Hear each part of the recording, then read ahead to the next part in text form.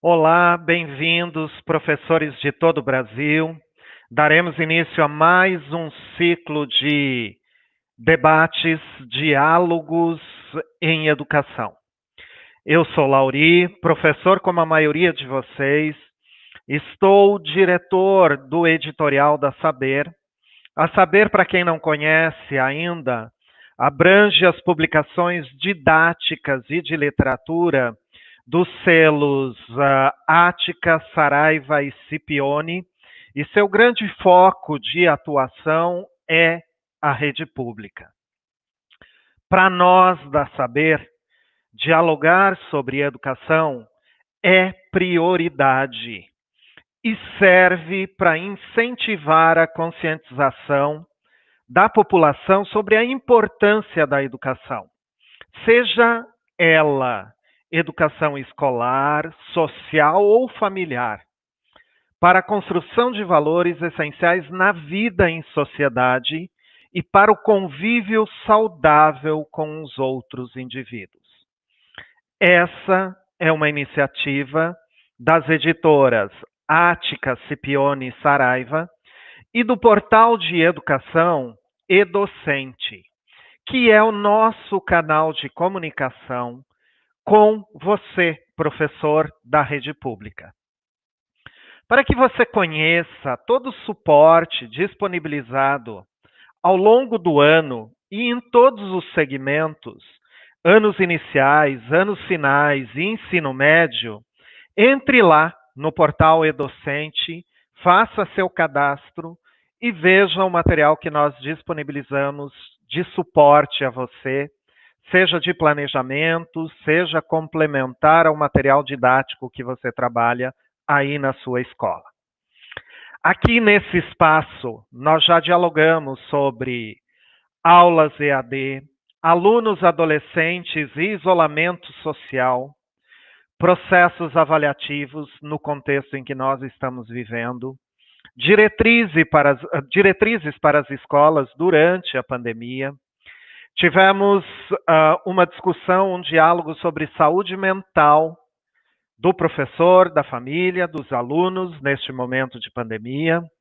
Na semana passada, discutimos as possibilidades do processo de alfabetização na educação infantil, numa educação não presencial.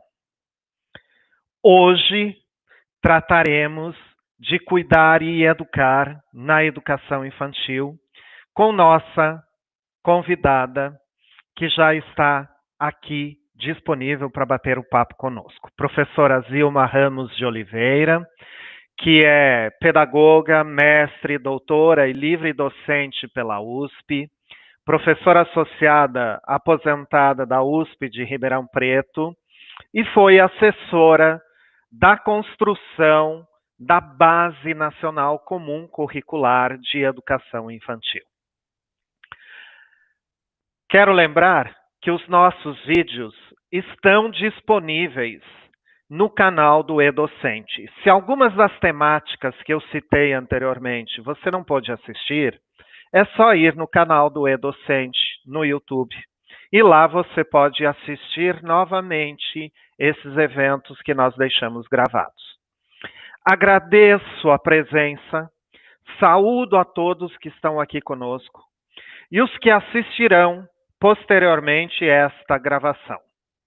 A professora Elaine está nos acompanhando via chat, por onde pode ser enviados comentários, perguntas, que na medida do possível, ao longo deste diálogo, responderemos as dúvidas que vocês enviarem.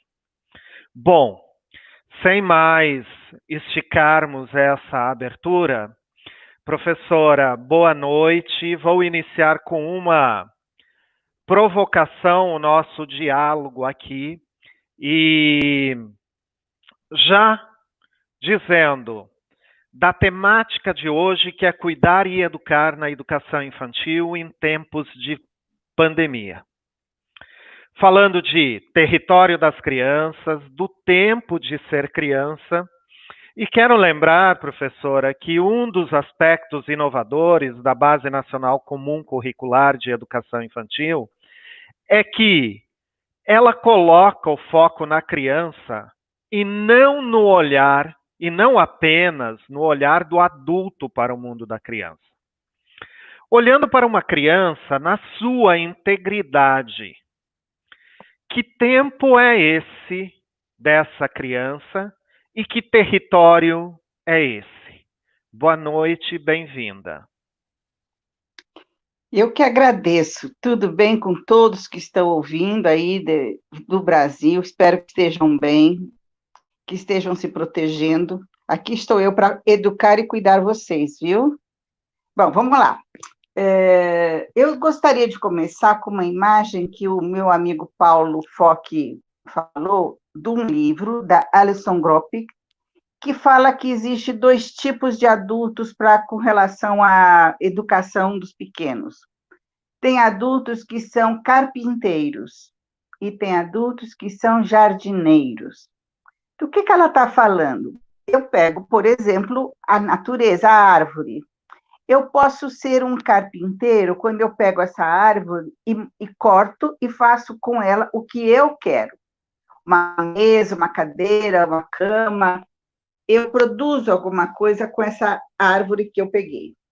Mas existem outras pessoas, e eu mesma posso ser um jardineiro, que, pelo contrário, eu fico dando todos os elementos para essa árvore crescer, para ela ser interessante, para ela mostrar as suas flores, para que a gente possa ver as 4 estações do ano passando perto dela.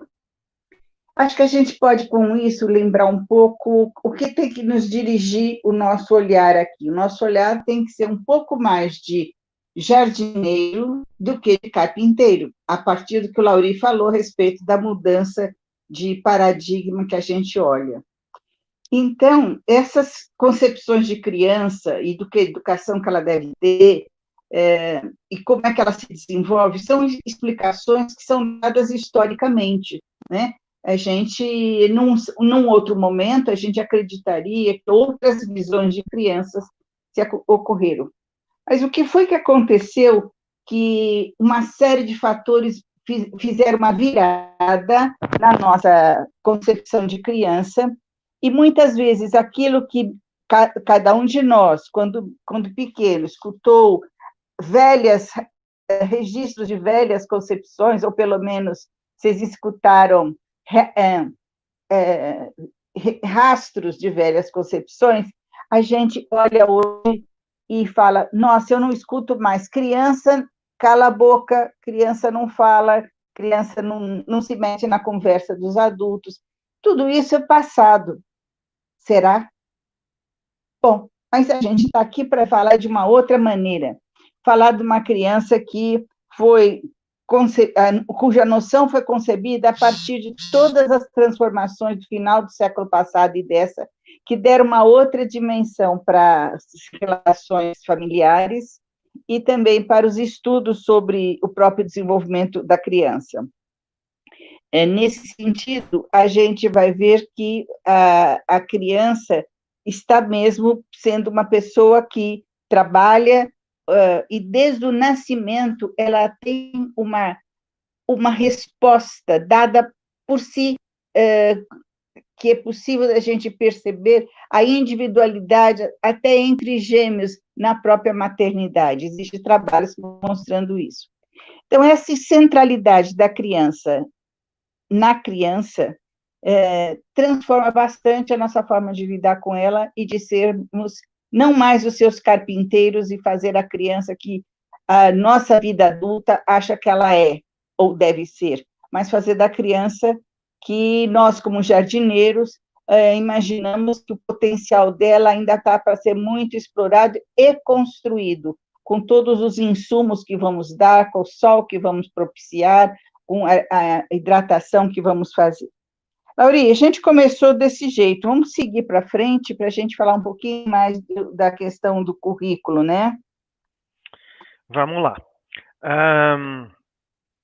Tem uma segunda provocação também mais ampla, professora, que eu quero lhe fazer, que o cuidar e o educar pressupõe uma escuta atenta e sensível. Precisa de interações reais, principalmente das crianças nessa faixa etária na educação infantil. Elas precisam se relacionar com outras crianças da mesma idade, com adultos, e principalmente com aquilo que a gente diz, com as lembranças de outras pessoas que as ajudam no crescimento. Para uma criança na educação infantil, talvez nos demais segmentos, porque a nossa fala aqui é educação infantil, não é que não ocorra nos demais segmentos, mas na educação infantil é muito mais incentivar essa criança do que impor, do que trabalhar uma gama ampla de conteúdos conceituais. Bom, lembrando que o papel do educador é diferente do papel de pais. Então, quais são as possibilidades que os educadores têm para fazer neste período de ensino não presencial com essas crianças de educação infantil? Vou partir daqui. Quer dizer, na verdade, esse período de isolamento social criou uma série de desafios e questionou uma série de rotinas que estavam sendo usadas, e isso desorganizou bastante tanto as escolas como as famílias, que estão agora tentando ter essa melhor resposta. Eu diria que, quando a gente tem grandes problemas, a gente pode descobrir algumas soluções. E uma das questões que você mencionou e que está aqui, posta geralmente como um desafio, é a relação com os pais. Mas sempre a educação infantil, mesmo nas diretrizes curriculares, está falando da importância da relação com a família, da importância da relação com a família. E muitas vezes é a parte mais difícil do trabalho de uma instituição de educação infantil. A família é distante, ou então é distanciada por nós, a família tem outro tipo de rotina, que não combina com o que eu estou achando, então eu acho que eu tenho de ser mais forte que a rotina daquela família. Então, vamos pegar essa oportunidade e repensar um pouco essa questão da família. É verdade, as crianças estão em suas casas. Bom, a gente torce para que nas casas existam outros irmãos, primos, se já estavam convivendo junto, mas que existam possibilidade de ter parceiros para este momento de brincar e de interagir. Mas vamos falar a respeito da família. A aprendizagem na família ocorre desde o nascimento. A criança, ela não seria o que ela é em cada idade, especialmente nas primeiras idades, se não fosse a estimulação e o tipo de interação que ela tem na sua família. E a família, compreendendo essa sua criança da maneira típica, singular com que ela quer compreender, ela faz esses inícios de aprendizagem, que começa do aprender a dar tchau, aprender ensina como é que se coloca uma pilha de bloquinhos, um em cima do outro, depois ele acha que pode pegar as panelas e ficar batendo. Então, existe uma série de modificações do comportamento da criança que já ocorria dentro da família. Muitas vezes a família já é uma família que lê para a criança, pode ser que não, mas algumas já leem.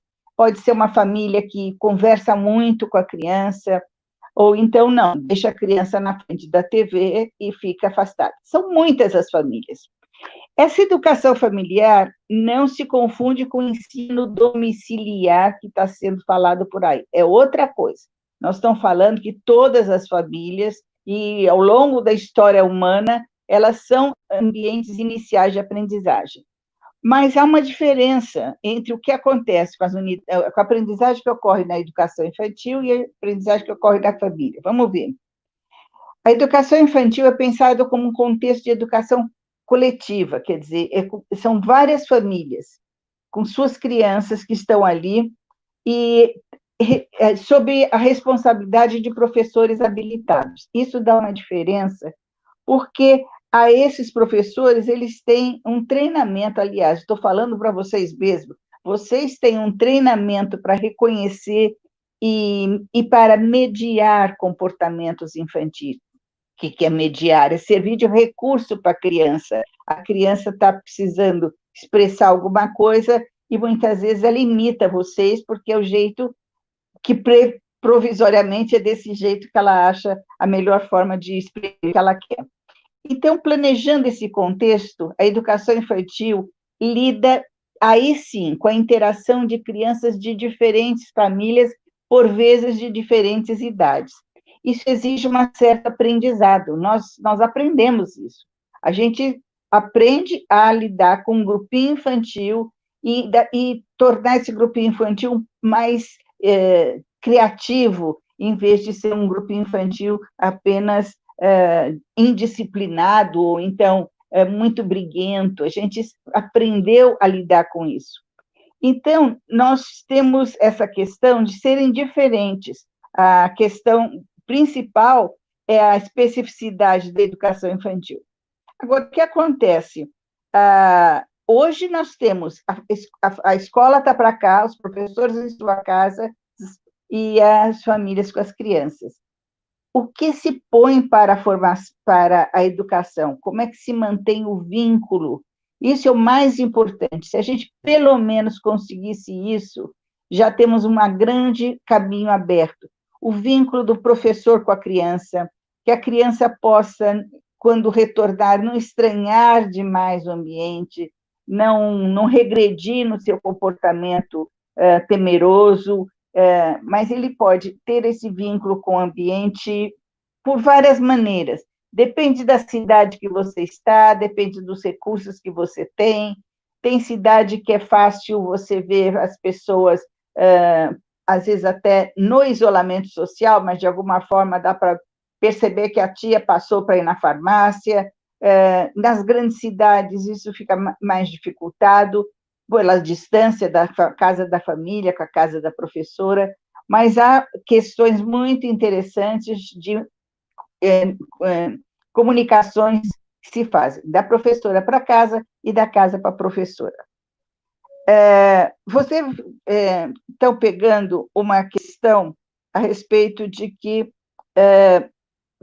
nós não temos...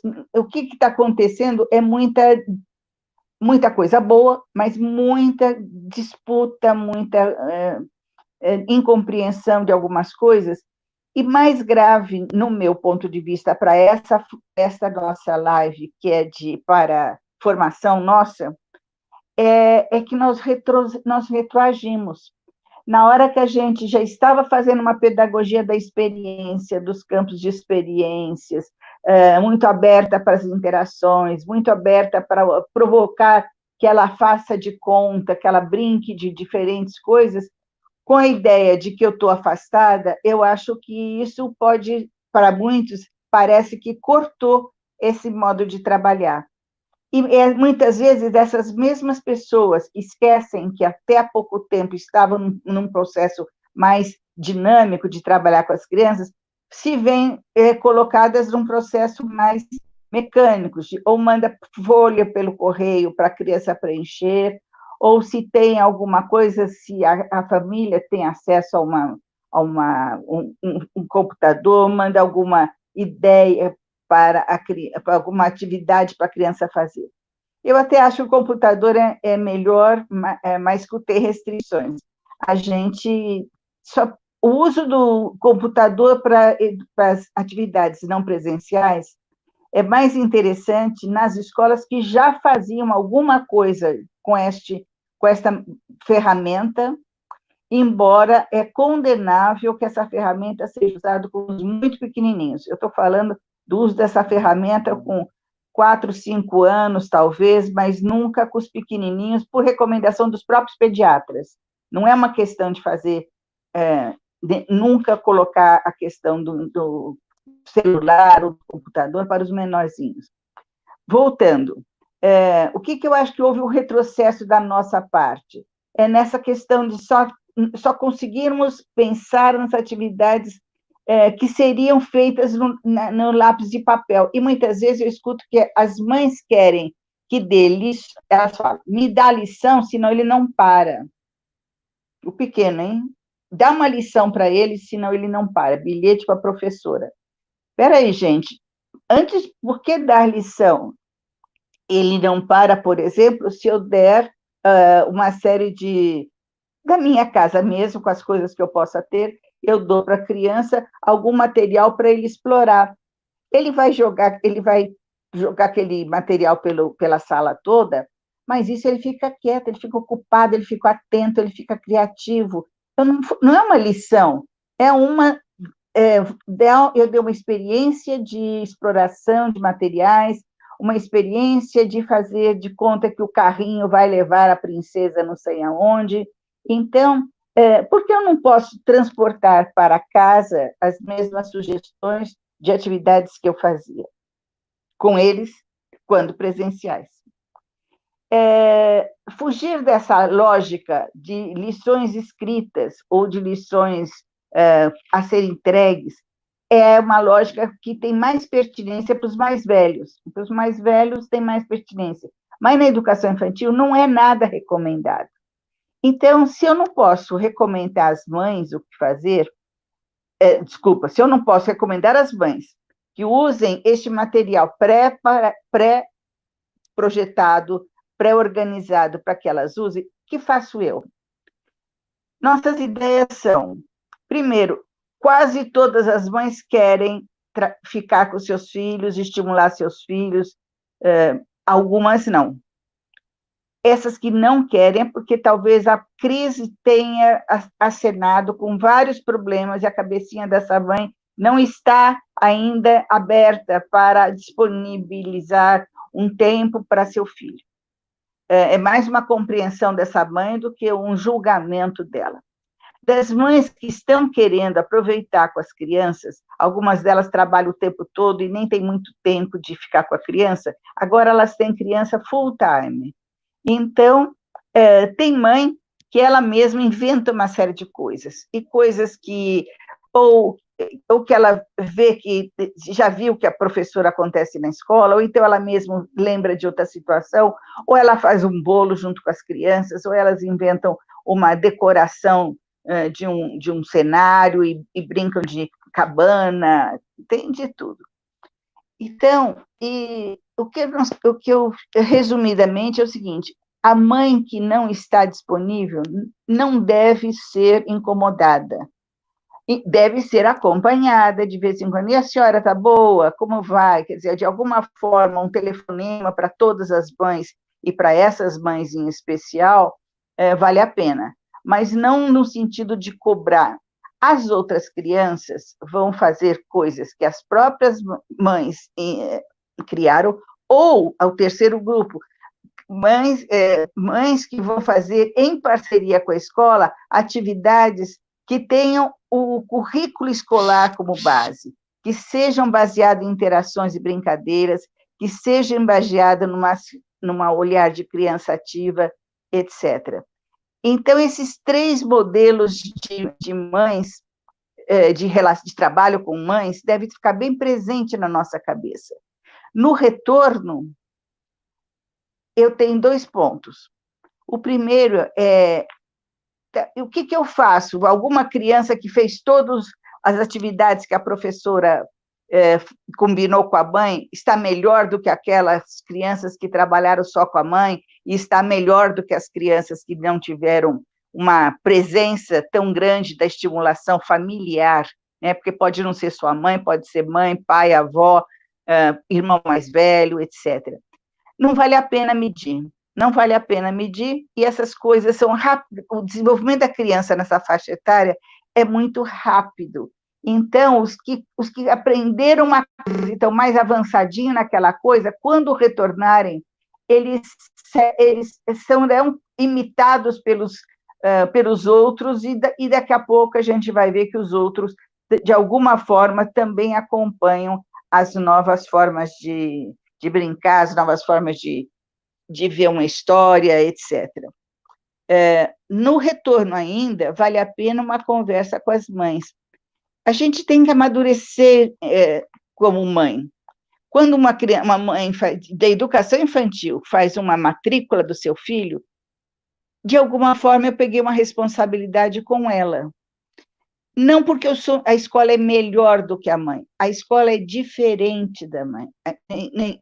Não cabe a nenhuma de nós dizer que eu sou melhor do que aquela mãe, mesmo que aquela mãe esteja numa situação crítica bastante aguda. Não vale a pena. Então, mais vale eu dizer, nós estamos juntas, nós vamos, vamos fazer um encontro das mães no portão, na entrada, fazer um chá, um lanche de abertura da escola, que a gente nem sabe se vai ser setembro, outubro, dezembro, qualquer, o dia que for. Então, eu estou falando, a primeira coisa que eu estou dizendo é a importância do trabalho com a família, um trabalho cooperativo disponibilizado para a família, disponibilizado, podendo, muitas vezes, na hora que se sabe que a família está com uma atitude muito autoritária, muito diferente de olhar a sua criança, está olhando sua criança de uma forma ultrapassada já, não está acreditando nas possibilidades da criança, às vezes vale a pena relatar para ela que o filho dela, quando estava aqui, tinha umas ideias interessantes, deve estar com essas ideias escondidas na cabecinha, e ela pode perfeitamente incluir essas ideias do filho como o cotidiano de relação que ela tem com ele. Voltando, insistindo, não é um julgamento da família, não é uma superioridade nossa com a família, e não é que eu não tenho de fazer nada com a família. Eu tenho de ser a pessoa mais disponível para que eles possam me procurar e dizer o que eu faço com meus filhos, especialmente os filhos que estavam com atendimento mais orientado, às vezes são crianças com necessidades especiais, portadoras de deficiência, etc. Eu diria que essa é a primeira parte do impacto que nós estamos tendo. A segunda parte diz respeito à contagem se a criança, essa armadilha, a criança precisa fazer alguma coisa para contar como dia letivo. Bom, é mais fácil fazer isso com os mais velhos, o ensino fundamental.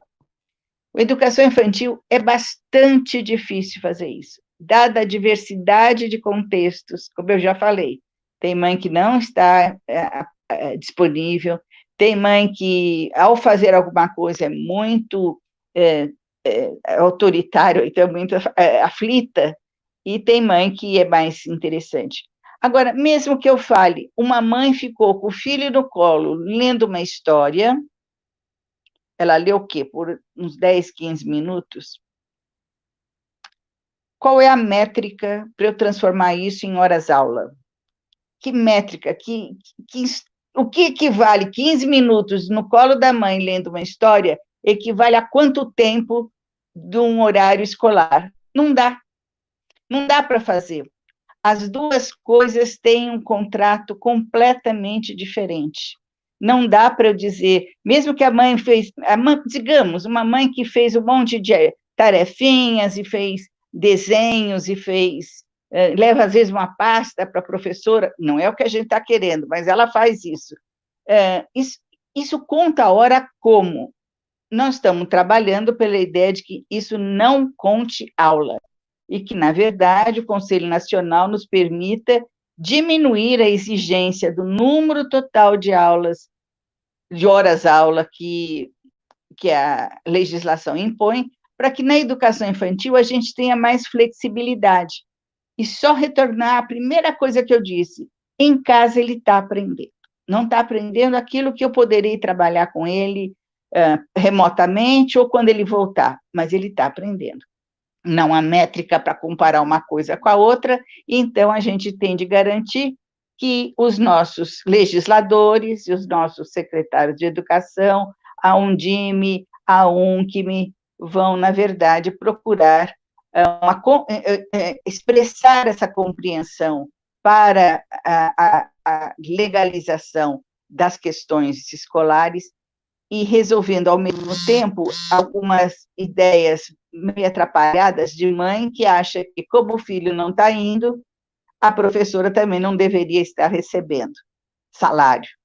Péssimo isso. péssimo. A professora é a pessoa que está ali disponível, ela está de plantão para propor, ou então atender, ou então apoiar, ou então a saber, e ter um caderninho para anotar alguma coisa que ela soube nesse período. Ela está disponível para a sua turma, embora não é em número de horas que eu mostre a disponibilidade dessa professora. Está muito mais, a disponibilidade é medida muito mais no que ela faz, e não no número de horas diárias que ela cumpre e que tem a ver com a sua carga horária. Talvez a melhor forma também de usar esse horário do professor seja assistindo lives como esta, lendo um texto, assistindo outras pessoas que falam coisas interessantes. A formação continuada neste período de isolamento pode ser o nosso recurso. A gente não tem muito tempo durante o ano, tão aflita que a gente tem com o emprego, e vai e volta, a gente muitas vezes não tem o tempo para digerir exatamente tudo o que está acontecendo. Então, duas funções para os professores. Uma é a questão da disponibilidade, do plantão à disposição das famílias, dos seus 20, 30 alunos, e da outra parte, a questão de aproveitar o tempo e realmente se beneficiar com leituras e discussões e participações, e discorda, concorda, diz que não está em tempo de ver isso. Eu estou seguindo de uma forma mais livre do que o Dário me colocou, viu, filho? Eu estou indo mais livre. Sem problemas. Eu tenho algumas perguntas, se você quiser respondê-las. Algumas eu acho que você tangenciou, outras você já respondeu, mas vou fazer um bloco e aí depois você retoma esse raciocínio em que você estava indo. Então, eu tenho a Rosa Maria Schneifelben, se eu pronunciei corretamente, que ela diz, muito preocupada com a afetividade, muito trabalhada na educação infantil. Num possível retorno, como evitar um abraço, um carinho da criança? Todo o cuidado que a gente tem de saúde médica também, de protocolo médico. Professor Rubinho, você acredita que a educação infantil retornará por último na escola? Lá de Lavras, Minas Gerais, ele faz essa pergunta. A Darlene Fabre, nesse contexto de isolamento, como pensar essa falta de interação com outras crianças?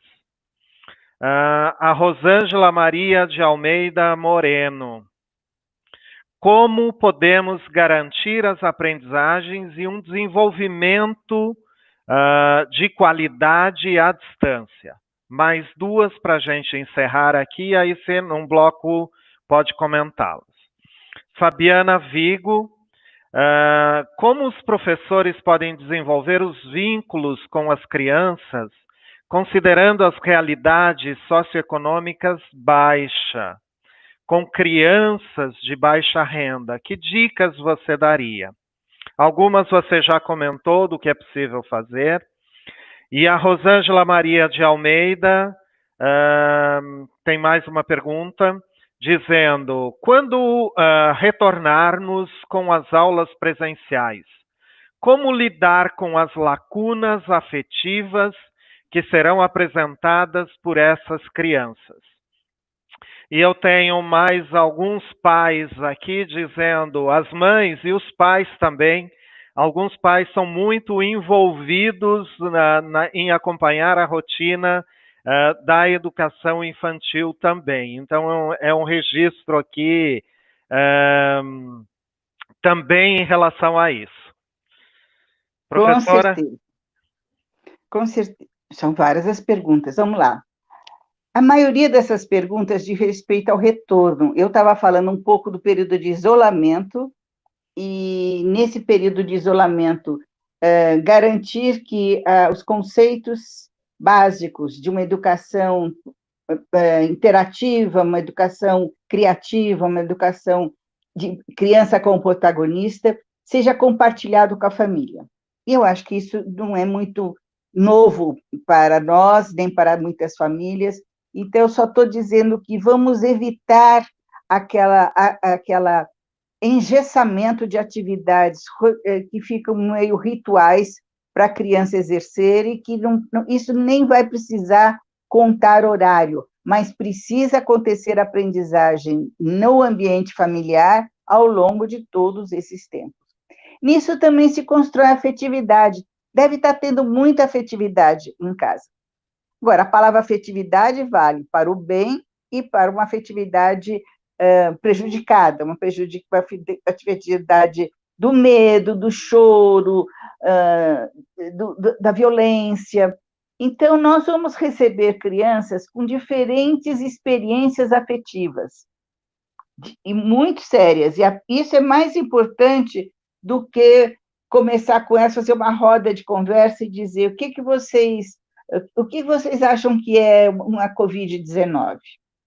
Voltando, a receptividade tem que ser para a questão afetiva. Eu sugeriria, desde o pensar o ambiente, enfeitar o ambiente com tudo que a gente pode enfeitá-lo, antes de pensar nos abraços, hein, que você falou, enfeitar o ambiente com tudo que é possível. Também penso na questão de organizar algum tipo de atividade, mas que seja uma atividade não tão determinada, por exemplo, um grande piquenique para todo mundo, uma questão onde as crianças possam brincar coletivamente em vários espaços externos. Eu deixo o abraço como... Primeiro, eu antigamente adoraria abraçar todo mundo, então eu estou aprendendo. Então, se a questão do abraço ainda se coloca de uma forma negativa, por sugestão da medicina, eu acho que a gente pode fazer esse abraço ser um abraço tão simbólico na hora que eu... Vem, gente, olha que beleza, olha como está enfeitada a nossa... Eu estou abraçando esses meninos. Existe um abraço que é mais sério do que eu não fiz nada por eles, agora eu abraço. Não, eu fiz muito por eles. E este é o abraço que eu tenho que dar. Este é o cuidar e educar que eu tenho de fazer para eles, né? Nesse sentido, a gente tem realmente de quase assim fazer brincadeiras. Gente, ninguém dá a mão, mas vamos dar o cotovelo, vamos cumprimentar todo mundo. E aí vai ser uma brincadeira danada da gente criar novas formas de abraços nas crianças piquititas. Vocês falaram um pouco a respeito dessa afetividade do retorno, já falaram a respeito do abraço e da primeira impressão, o aconchego, o acolhimento inicial, que seja um acolhimento de profunda afetividade, que ponha a criança no colo da escola. A escola tem que servir como um colo para ela. Todos vão chegar facinho nisso? Não, alguns vão entrar com bastante dificuldade. Mas a gente está acostumado com essa heterogeneidade, a gente vai atrás dos mais reticentes e vai introduzindo os reticentes também na amizade. E brincando com os novos questões. Vamos lavar a mão, vamos fazer. É brincadeira, tem que fazer e é brincadeira. Vocês estão falando como é que eu não... está sendo produzido uma série de estudos e de textos de como é que eu preparo e como é que tem que ser a rotina num ambiente um pouco mais protegido da infecção viral. Então, eu acho que vocês vão ser orientados pelas suas secretarias de como é que as classes deverão ser, como é que as crianças devem entrar, e como deve ser a proteção aí, nesse sentido higiênico, né? Nós vamos ter muita dificuldade com o isolamento. Isso não isola, e 2 metros de distância entre crianças é impossível. Então, nós vamos ter de, até lá, ir pensando um pouco como é que a gente vai criar, com as crianças, algum tipo de acomodação mais proveitosa. E diria também que, nessa hora, a gente lamenta aquilo que a gente tem visto, não presenciado, classes muito cheias de crianças.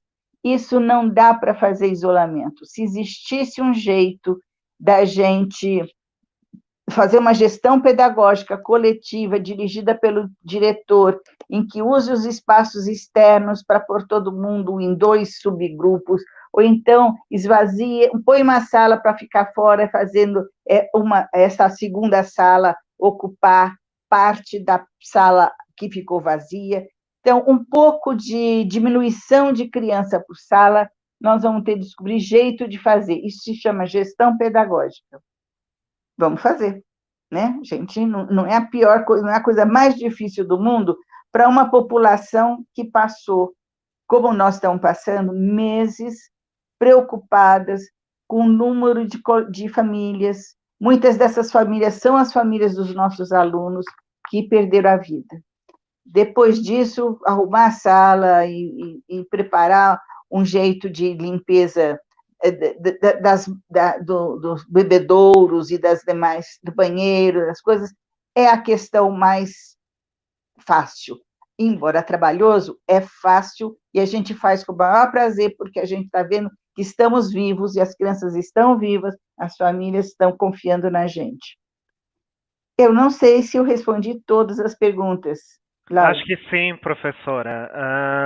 Vou ampliar um pouquinho essa questão, porque, de fato, muitas famílias aí estão vivendo essa experiência de ansiedade, medo, desamparo, violência doméstica. A gente não pode deixar de citar que a violência doméstica, os índices de violência doméstica explodiram. Perda de renda, fome, em decorrência dessa situação de pandemia. Esse é o contexto das famílias, e aí eu tenho algumas perguntas que eu vou juntar neste bloco novamente.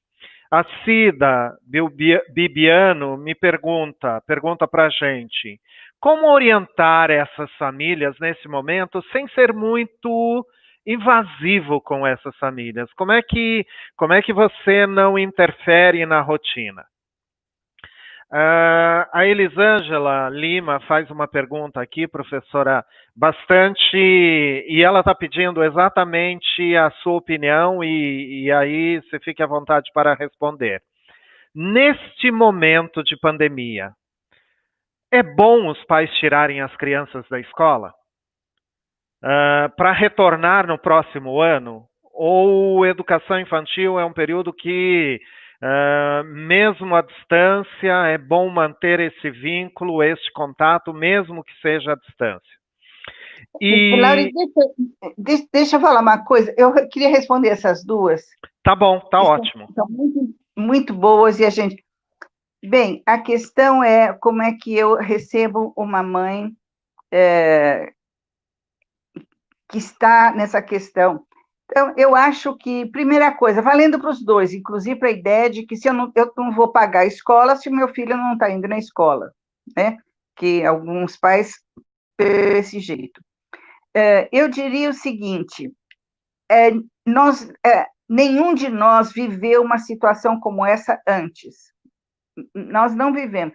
Às vezes a gente vive assim, um mês de luto de alguma coisa, um problema, mas meses todos fechados, a gente nunca viveu. Segundo, quando isso nos fez enfrentar uma série de desafios e fez, por outro lado, descobrir outras qualidades na gente mesmo, né? Eu não sabia que eu cozinhava, agora já estou fazendo chefe, não sabia, agora estou sabendo. Bom, então, é o seguinte, eu acho que primeiro, lembrar tanto aos pais e tantas mães que estão tristes, quanto aos pais que querem tirar os filhos da escola, o seguinte, nós nunca vivemos isso, e a última palavra para tirar da escola é sempre a do pai. Eu não tenho jeito de amarrá-lo da escola, mas eu acho que vai fazer um mal, eu acredito que vai fazer um mal danado para ele tirar o filho, ele vai enfrentar mal essa situação. Bom seria se ele pudesse, a não ser que ele é desempregado, mas se ele pudesse seguir com a ligação com a escola, que se dá na relação com a professora, que se dá em eventuais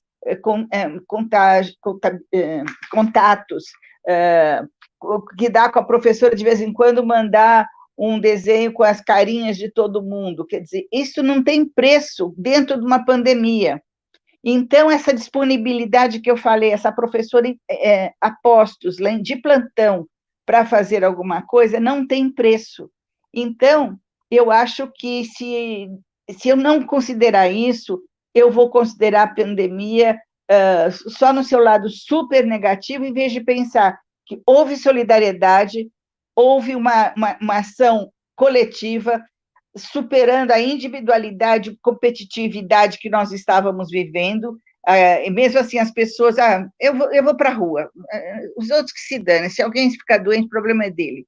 Temos de superar isso, gente. Isso tem um impacto humano completamente novo.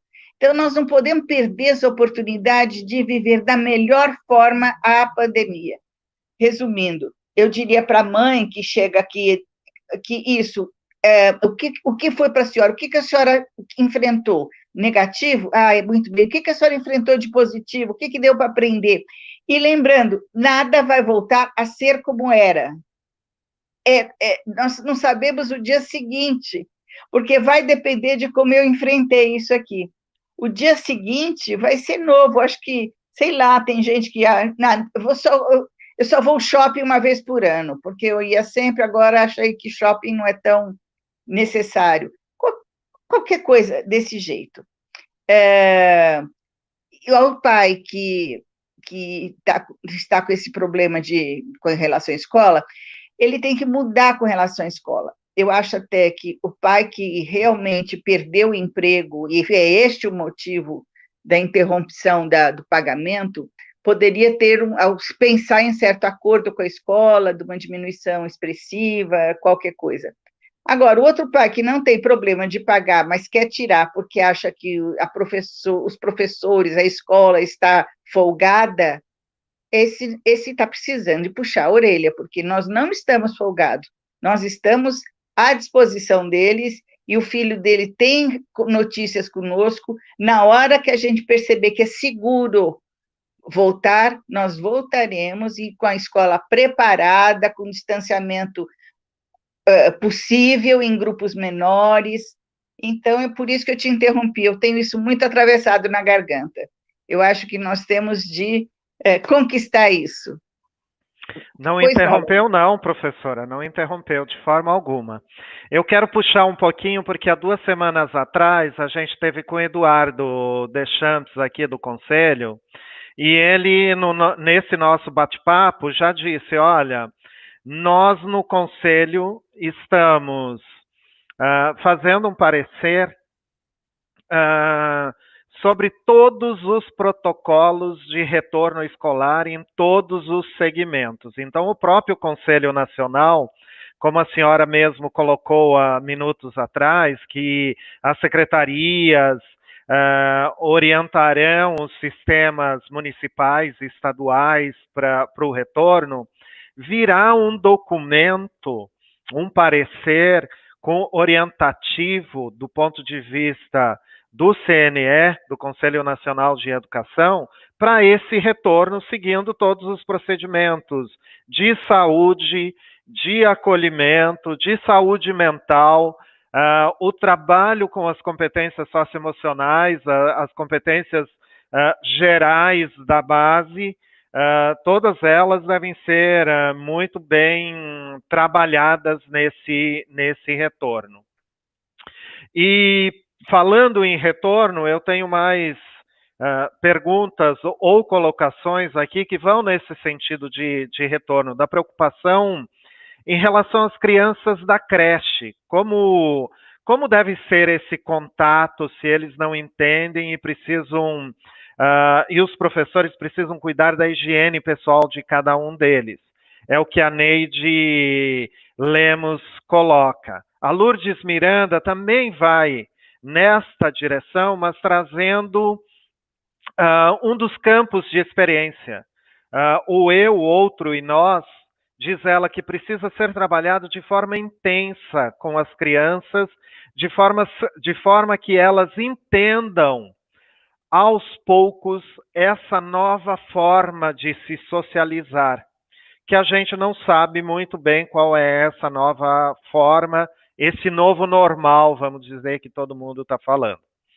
E o Roberto dos Santos Luz coloca o que fazer com aqueles alunos que, ao retornar à escola, vão estar chorando, pedindo colo. Eu faria a mesma coisa, Roberto. Vamos lá. É realmente uma boa iniciativa essa história do protocolo. Eu aproveito para retomar o tema dessa live, que é cuidar e educar, e a pedagogia tem que superar uma ideia de que o cuidar é o corpo, o educar é o fora do corpo, e existe uma ojeriza preconceituosa de cuidar da parte mais física das crianças, trocar fralda, limpar nariz, é alguma coisa que a pessoa não acha que está condizente com seu diploma de pedagogia. Pelo contrário, é na hora que você troca a fralda que você fica diante da criança, de uma só criança, e não ela não fica dividindo você com todos os coleguinhas. Então, essa troca de fralda tem que ser bem feita e rápida, porque aí não tem nenhum o desconforto adulto nessa situação, é bem rápido. E não é verdade que as crianças ficam, que do seu tempo de trabalho, você fica todo o tempo trocando fralda. Não é verdade. Bom, essa questão. Aí temos um problema que eu estava conversando com a minha amiga Damares Maranhão, que se vocês quiserem, vocês podem chamar para falar, que ela é enfermeira especializada em educação infantil em creche pré-escola. Damares estava falando o outro problema, que é o problema de nós usarmos máscara para a criança. Se nós usarmos máscara, qual é o impacto disso? Ela vai me reconhecer, ela vai assustar mais ainda, eu estando com máscara, aquele lado afetivo, socioemocional que você fala, é bastante ligado nessa questão facial, né, corporal. Então, já estou dando a dica, quer dizer, mais do que facial, tem que ser corporal a minha demonstração de sentimentos de alegria, fazer um gesto grande, ou de abaixar tristeza, abaixando a cabeça, quer dizer, eu posso criar outras formas de contato. Então, isso com relação à máscara, e especialmente a máscara da troca, porque na máscara da troca você fica a meio metro da criança que você está trocando. Mas, gente, nós já superamos isso. Se a gente superou essa pandemia, voltar a trabalhar com as fraldas não vai ser a maior tragédia brasileira. A outra coisa que eu queria dizer é o que você falou em seguida a respeito... Desculpa. O que o Roberto falou? Do eixo do eu e do outro? Não, o Roberto falou do... O Roberto falou do chorar, das crianças chorar e pedir colo. Isso. Ela pode pedir colo, a gente vai ter que imaginar como fazer isso. Muitas vezes o colo é propiciado bem mesmo com aconchego de rodinha de crianças, objetos que as crianças possam pegar. Existem vários substitutos positivos do colo. Então, nós vamos ter de aprender a lidar com isso. Depois dessa, nós vamos ficar educadores de primeira linha. Bom, com relação ao campo. Pessoal, eu não estou aqui falando tanto do currículo, mas vocês sabem que o currículo trabalha com 3 grandes níveis. Um se chama direito de aprender, o outro se chama aprender sobre o quê?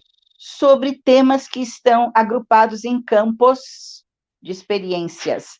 Campo, o que quer dizer? Um campo é uma área, é um agrupamento. Então, um agrupamento de algumas experiências, e existe 5 campos. Então, as experiências estão agrupadas em 5 campos. E terceiro objetivos em faixas etárias. Eu digo o seguinte para a colega que perguntou: é claro que o eu, o tu e o outro e o nós vai ser muito trabalhado, talvez prioritariamente trabalhado, embora ele é trabalhado o ano inteiro, o dia inteiro. Não dá para eu tirar isso da criança. Agora você vai fazer desenho, tira esse pedaço do o eu, o tu, o nós, não entra nada no trabalho gráfico. Claro que entra, entra. Então, só para te dizer, o eu e o tu e o nós vai ser o grande ponto de partida e o ponto de chegada da aprendizagem da criança, porque é com o eu, o outro, o nós, que ela vai participar de brincadeiras com o corpo, que é o segundo campo, ela vai participar com exploração da natureza, ela vai participar com a questão dos sons, imagens, ela vai participar com este eu e o outro, da leitura de histórias, da contagem de história. Então, não se esqueça, não são disciplinas, nós não temos disciplinas. Eu tenho uma criança que roda por todos esses eixos, mediado pela professora. Então, você ficar você falando só o eu e outro nós, em alguns momentos, é fenomenal, especialmente nesse retorno choroso, legítimo da criança. Mas outra hora, eu dou um brinquedo para ele e ele faz um trenzinho, ou eu conto uma história lá e ele escuta atento, depois repete a história para um coleguinha, ou então eu faço uma pesquisa nas plantinhas da escola. Em tudo isso está a criança explorando as experiências possíveis e, de alguma forma, isso está fazendo uma ação não só externa, quer dizer, não é que ele está aprendendo a mexer com uma coisa, ele está mexendo com outras coisas dentro, né? Ele está não só imagina você mexendo numa plantinha, o que uma criança aprende quando está mexendo numa plantinha? A observar, a perceber diferenças, isso tudo é questão cognitiva. Mas ele também está aprendendo que ele é esperto, que ele gosta disso, ou que ele não gosta disso. Vamos então, gente, é uma criança inteira que a gente está educando e cuidando. Uma parte eu já tentei falar, outra parte eu realmente ainda estou pensando como é que vai ser esse retorno. Se vocês souberem do retorno antes, vocês mandam para mim. Eu assisto a live de vocês e nós vamos juntos aprendendo sobre outras formas de fazer educação infantil. O mundo inteiro está desse jeito. A gente segue o que está acontecendo em outros países, eles estão parecidos conosco. Alguns são mais espertinhos, já estão mais adiantados que a gente, mas é uma nova concepção cultural. É verdade, e, professora.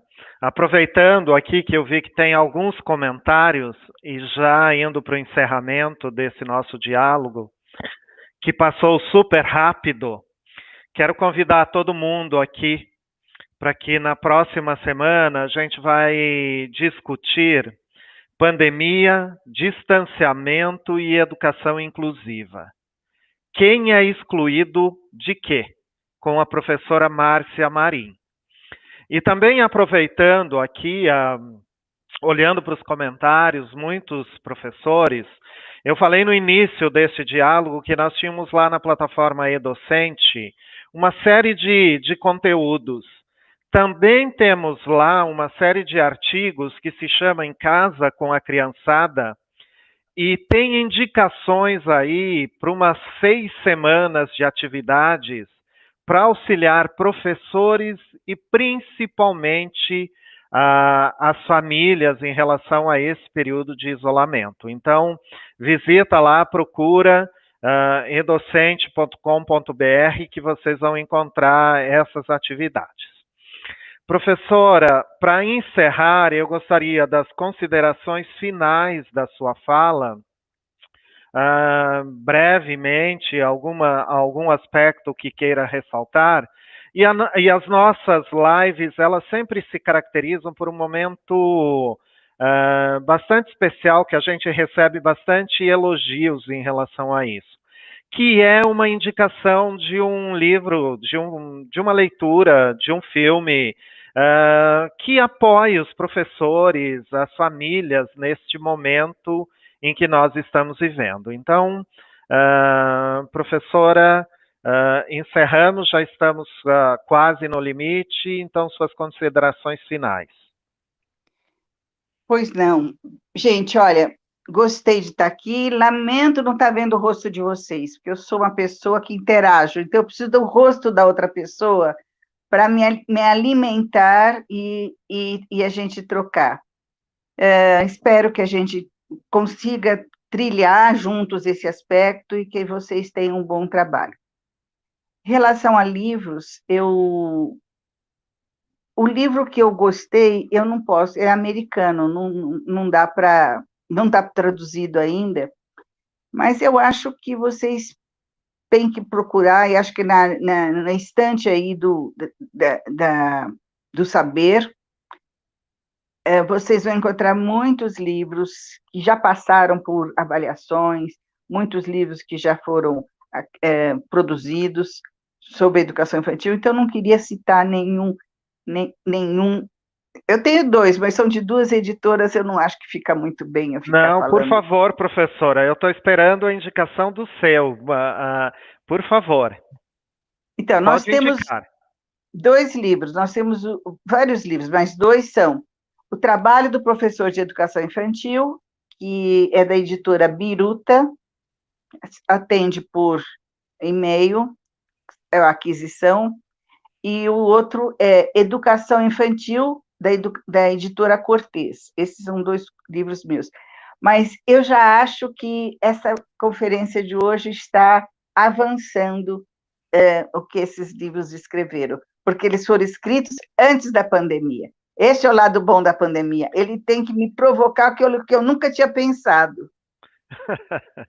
Bom trabalho para vocês, pessoal. Laure. Obrigado, professora. Eu agradeço as contribuições. Foi um privilégio, professora Zilma Ramos de Oliveira, a participação de todos que nos acompanharam neste momento de reflexão sobre educação.